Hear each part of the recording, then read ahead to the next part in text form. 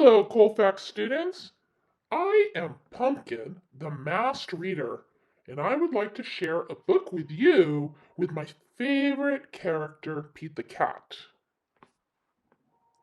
The title is Pete the Cat Falling for Autumn.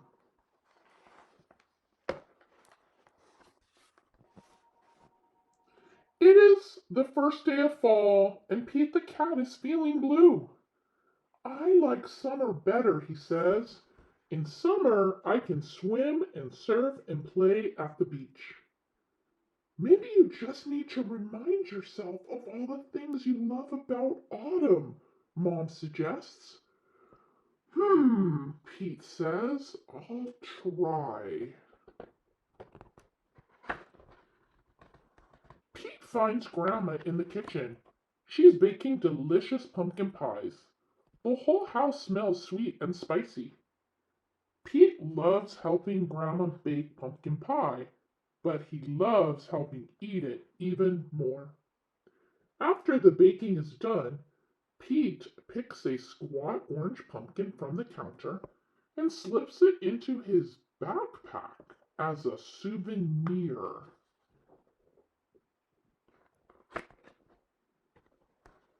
Next, Pete heads to the town corn maze. Pete and his friends wander through the long, twisty paths made of tall cornstalks. The best part of the corn maze is getting lost and having to start over again. As he leaves, Pete plucks a golden corn cob from the maze and places it inside his backpack. Then Pete visits Grandpa, who is knitting on the porch. Grandpa helps Pete use the knitting needles to knit the yarn into cool patterns. Together, Pete and Grandpa make a long, cozy scarf for Pete to wear. When they're done, Pete chooses a little ball of leftover yarn and places it inside his backpack.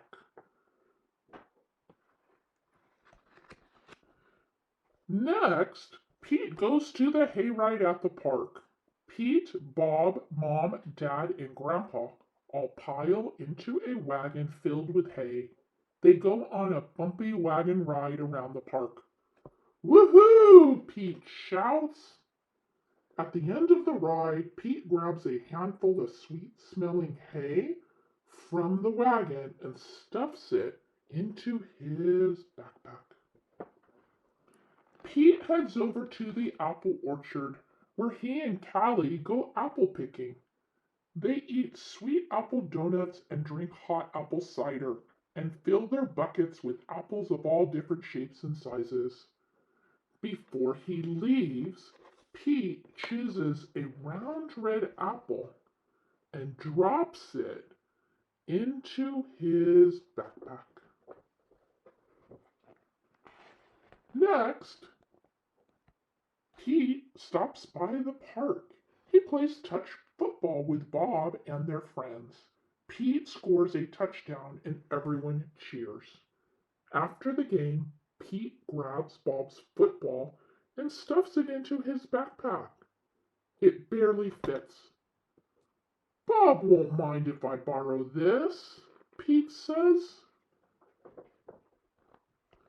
Finally, Pete heads back home, but he stops in his front yard, which is covered in bright leaves falling from the trees.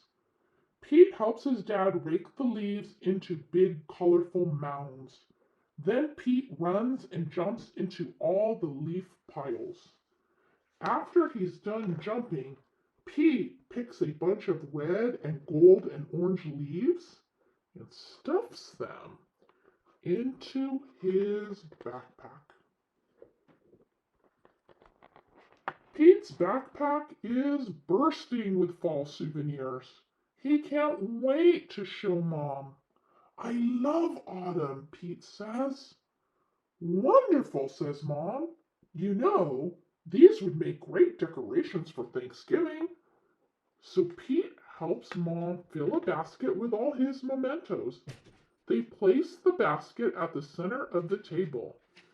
You did a great job, Pete, says Mom. It's beautiful, says Dad.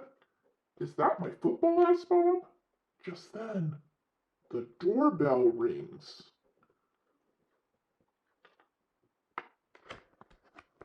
The Thanksgiving guests are here. All of Pete's family and friends gather around the dining room table. They tell stories and laugh at jokes while they eat. Everyone is having a great time. Pete looks around the table and smiles. He loves lots of things about autumn, but Pete knows what he loves most all year long: his family and friends. Thank you for listening, boys and girls. Until I see you again, this is Pumpkin, the masked reader.